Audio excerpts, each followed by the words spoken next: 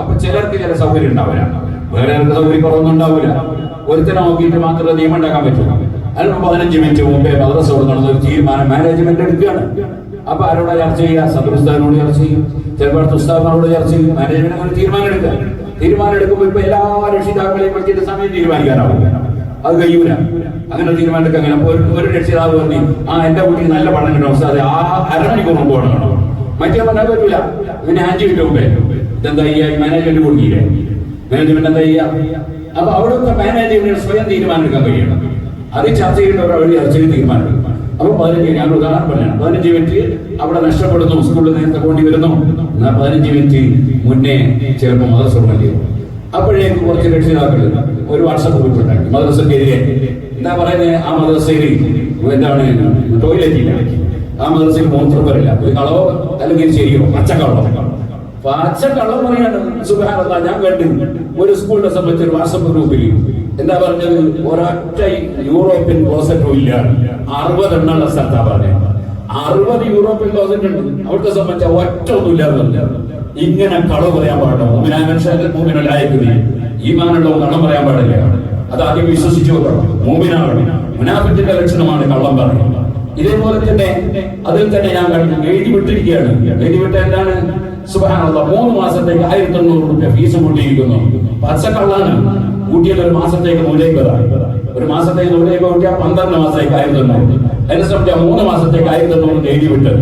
ഈ പച്ചക്കള്ളം പറഞ്ഞിട്ടാണോ ഒരു കക്ഷികൾ ജീവിക്കാൻ, മുസ്ലിമുകൾ ജീവിക്കേണ്ടത്? പഠിപ്പിക്കുന്ന സ്ഥാപനങ്ങളോട് കൂടുതൽ വേണം. പഠിപ്പിക്കാൻ വേണ്ടി സ്ഥാപനങ്ങൾ നിർമ്മിച്ചു കൊടുത്ത, അതിനുവേണ്ടി ഊണ് ഒഴിച്ചിട്ട് ഓടിയ പ്രവർത്തകന്മാരുണ്ടാവും, അതിനുവേണ്ടി സഹായിച്ച മോമിനിയങ്ങൾ ഉണ്ടാവും. ആ മോമിനിയങ്ങളോട് ഒരു ചെറിയ കൂട് പുലർത്തണം. അവര് അതുണ്ടാക്കിയത് കൊണ്ടാണ് നിങ്ങൾക്ക് പഠിക്കാനും പഠിപ്പിക്കാനും കഴിഞ്ഞത് എന്ന ബോധം അത് രക്ഷിതാക്കൾക്കുണ്ടാകണം, പഠിക്കുന്നവർക്കുണ്ടാകണം, ജനങ്ങൾക്കുണ്ടാകണം. ജനങ്ങൾ ഫസാദുകാരാകാൻ പാടില്ല. ഫസാദുകാരായാൽ അവർക്ക് അല്ലാഹു പറഞ്ഞതാണ്, പണമുണ്ടായാൽ ഫസാദ് ഉണ്ടാക്കാൻ പറ്റുമോ? പറ്റൂല. ഹാറൂൻ എന്തുകൊണ്ടാണ് ഭൂമിയിലേക്ക് പിടിച്ച് താഴ്ത്തപ്പെട്ടു പോയത്? അവനോട് ആൾക്കാർ പറഞ്ഞു, ഹാറൂനെ നീ അഹങ്കരിക്കരുത്, ഭൂമിയിൽ നീ നാശം ഉണ്ടാക്കരുത്. ഭൂമിയിൽ അതിന്റെ പണമുണ്ട്, ആ പണത്തിന്റെ പേരിൽ നാശം ഉണ്ടാക്കാൻ നാം വിചാരിച്ചത്. നാശം ഉണ്ടാക്കരുത്. നിനക്ക് അല്ലാഹു തആല ഇതിന്റെ ഗുണമനുസരിച്ച് നീ ഗുണം ചെയ്യണം. അതേ, ഒരിക്കലും തന്നെ ഫസാദ് ഉണ്ടാക്കുന്നവരെ അല്ലാഹു ഇഷ്ടപ്പെടില്ല, അല്ലാഹു അംഗീകരിക്കൂല.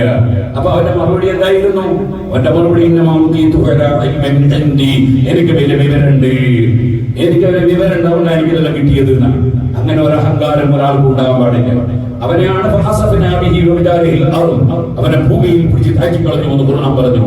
അപ്പൊ ആരും അഹങ്കരിക്കാൻ പാടില്ല, ആർക്കും അഹങ്കാരം ഉണ്ടാകാൻ പാടില്ല.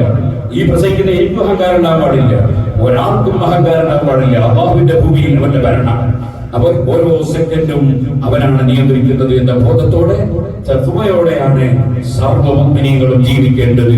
അല്ലാഹു നമ്മുടെ രഹസ്യം അറിയുന്നു, പരസ്യം അറിയുന്നു എന്ന ബോധത്തോടെ, നല്ല ചിന്തയോടുകൂടി ആയിരിക്കണം നമ്മുടെ ജീവിതം നയിക്കുന്നത്.